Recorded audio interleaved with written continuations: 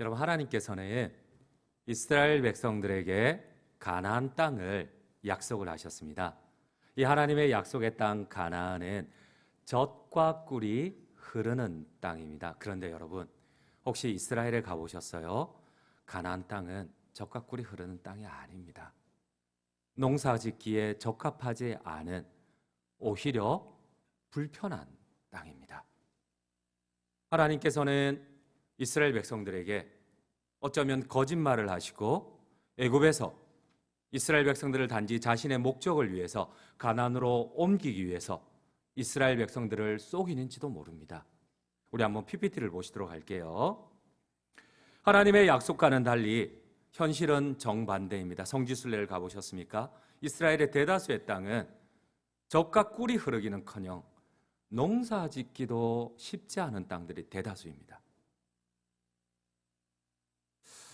오히려 그들이 노예 생활을 하던 애굽의 고센 땅이 최고의 젖과 꿀이 흐르는 땅입니다. 여러분, 오히려 그들의 노예 생활을 하던 그곳이 젖과 꿀이 흐르는 땅이에요.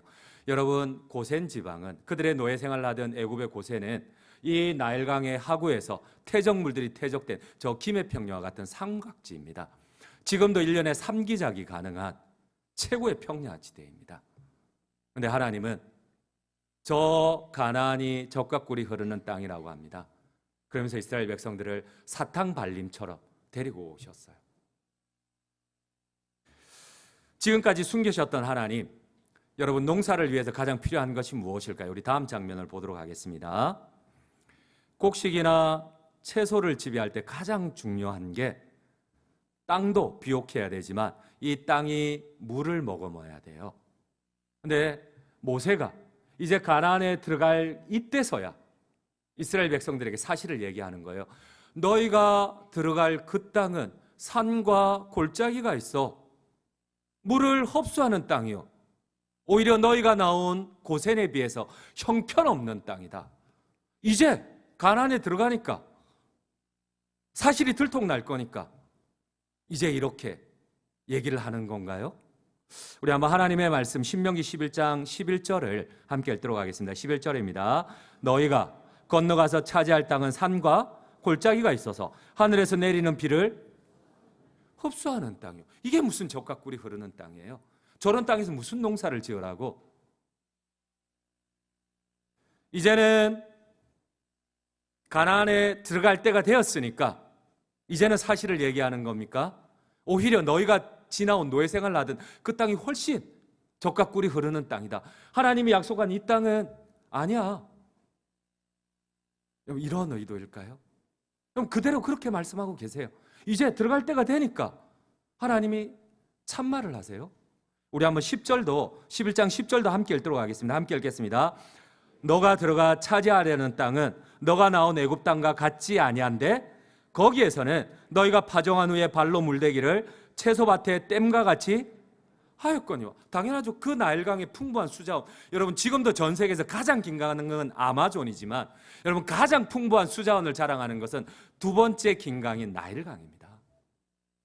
거기는 발로 이 물을 대기를 댐과 같이 발로 따다닥 끌어가면서 돌멩이 치우고 가면은 물이 막 따라올 정도로 나일강은 대단해요. 왜?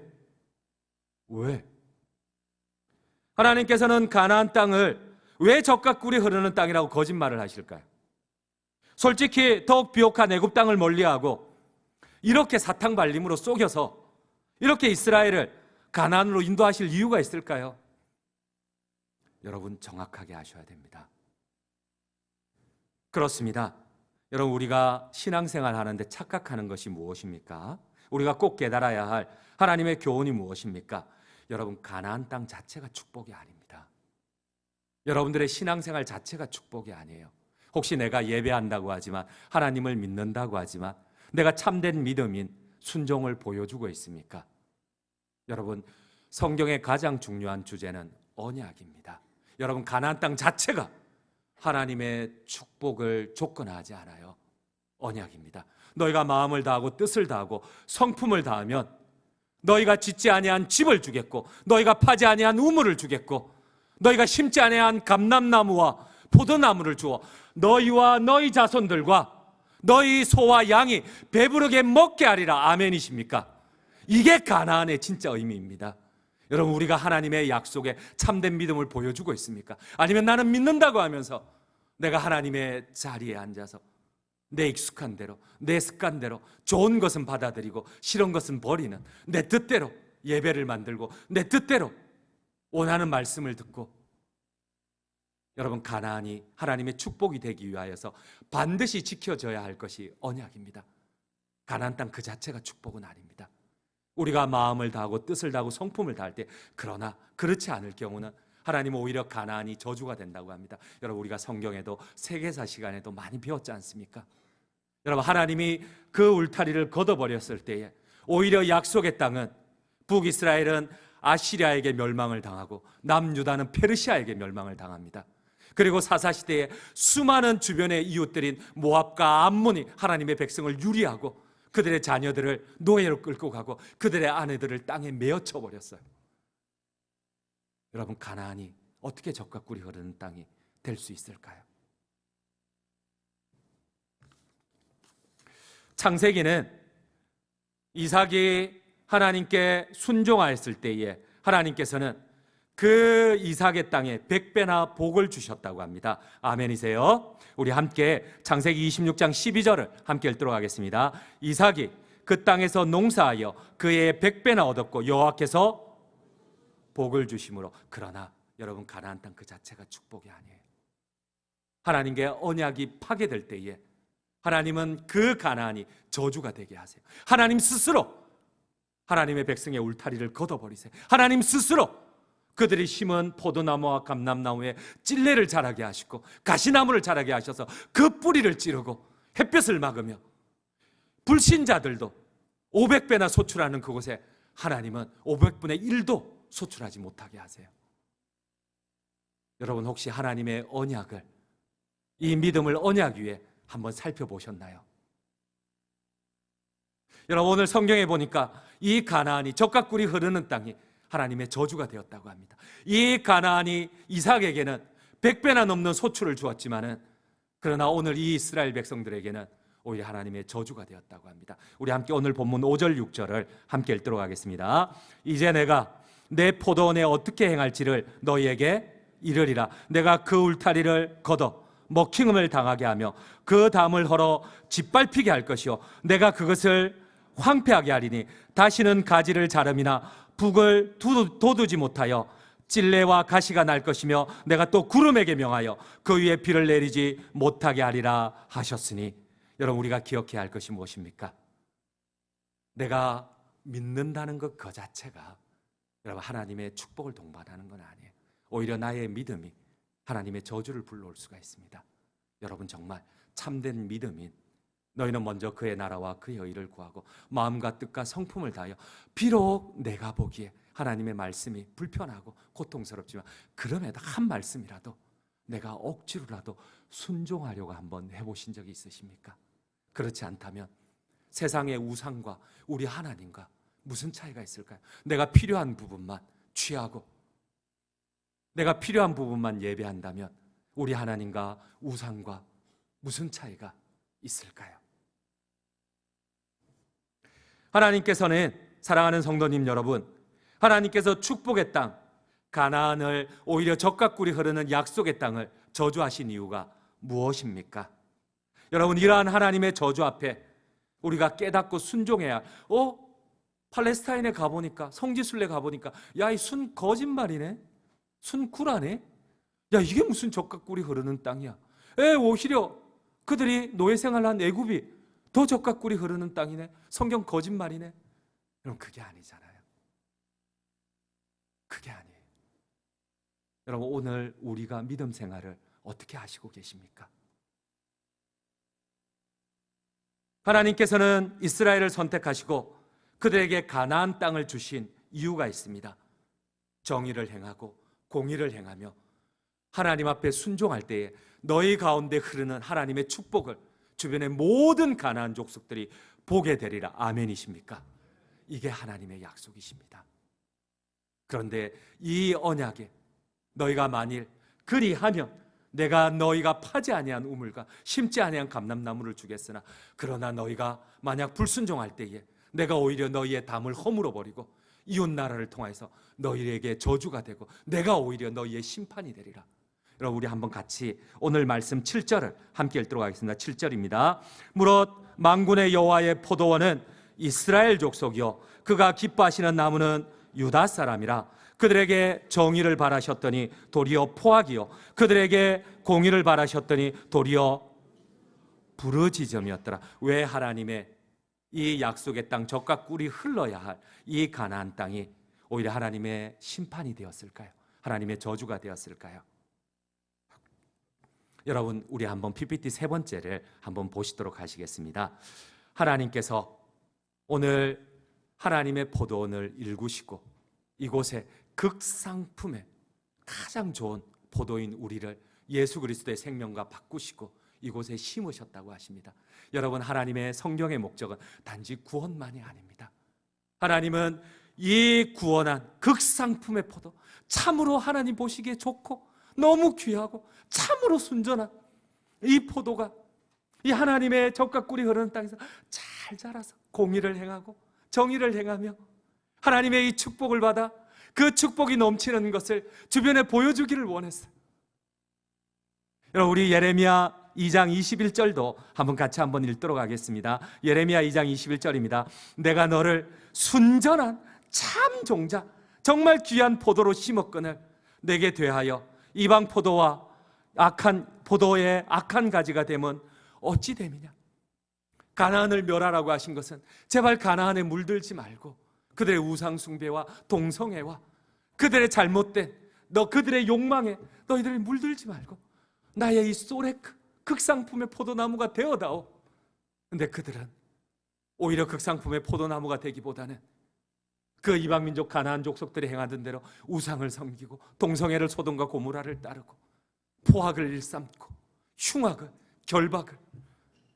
하나님은 젖과 꿀이 흐르는 축복이 되는 것이 아니라 오히려 이스라엘 백성들의 저주가 되셨습니다.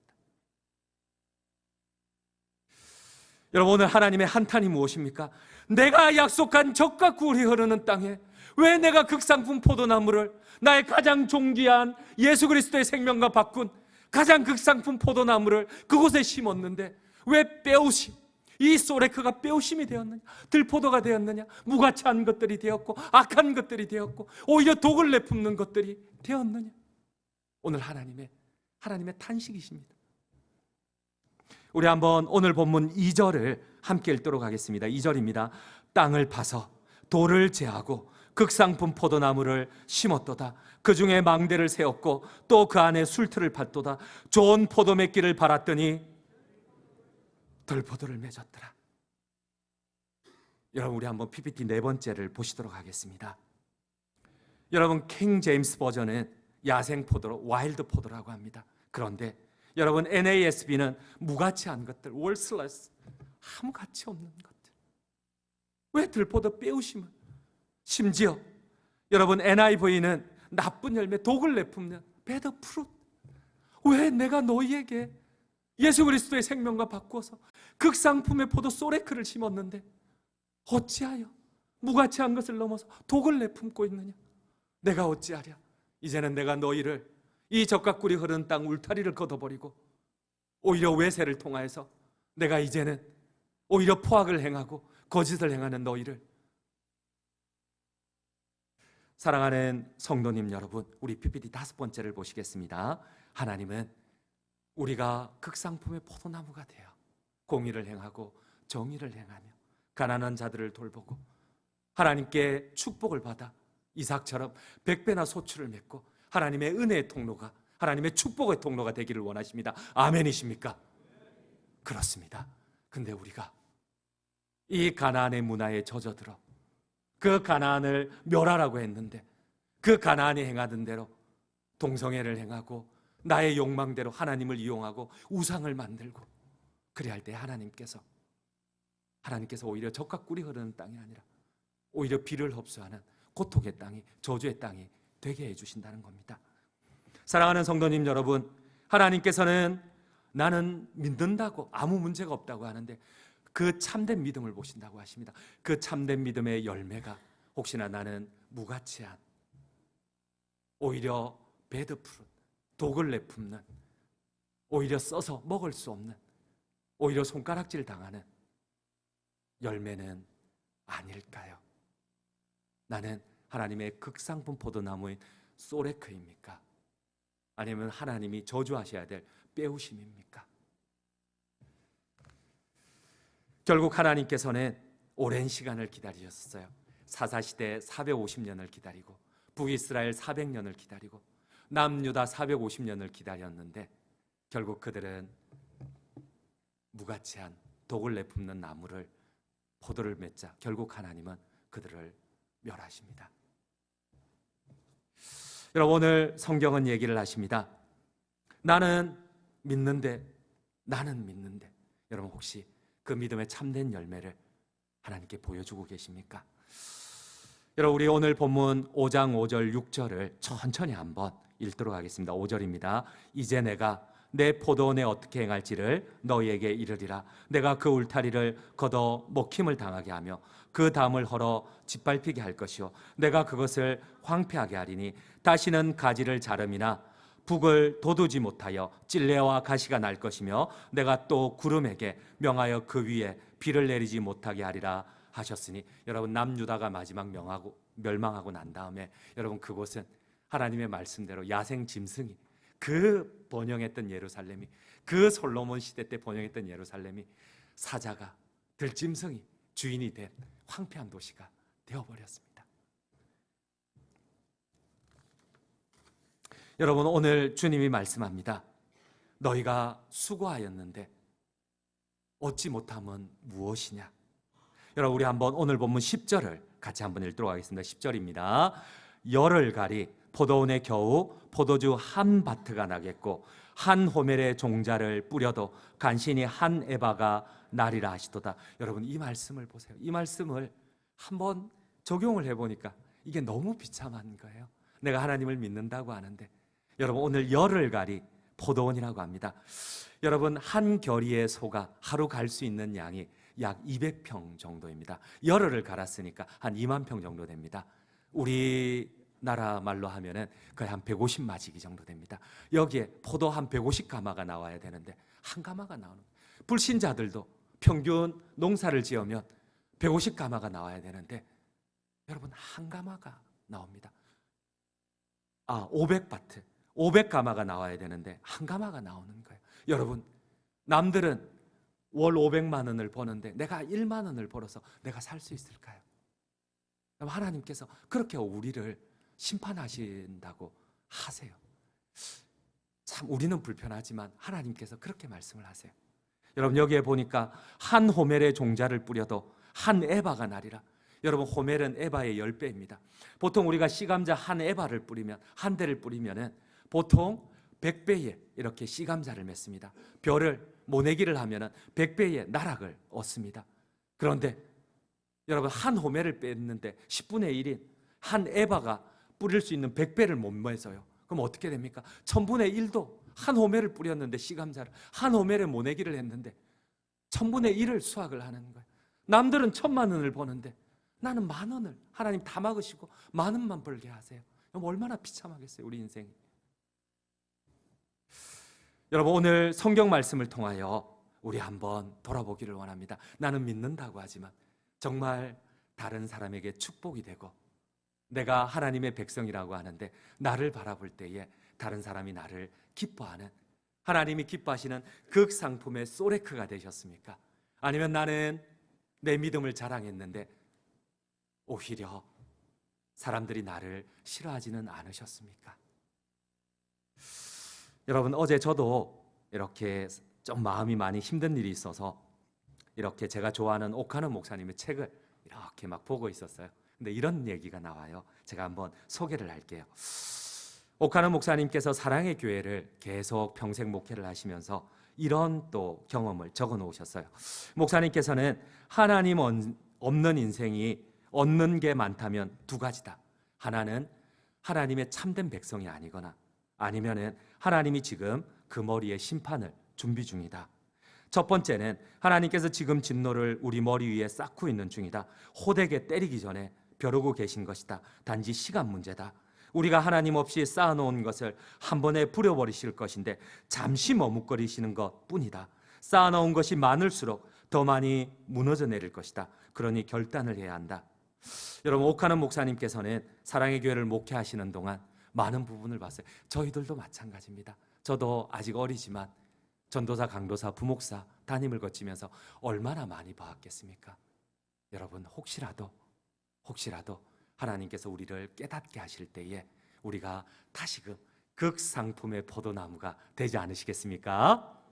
그리하여 이 이삭처럼 하나님이 그의 복을 주셔서 100배나, 그리하여 주변의 사람들이 이 가나안 땅에서 젖과 꿀이 흐르는 하나님을 보게 하는 하나님의 축복의 통로가 되시기를 간절히 주님의 이름으로 축원드립니다.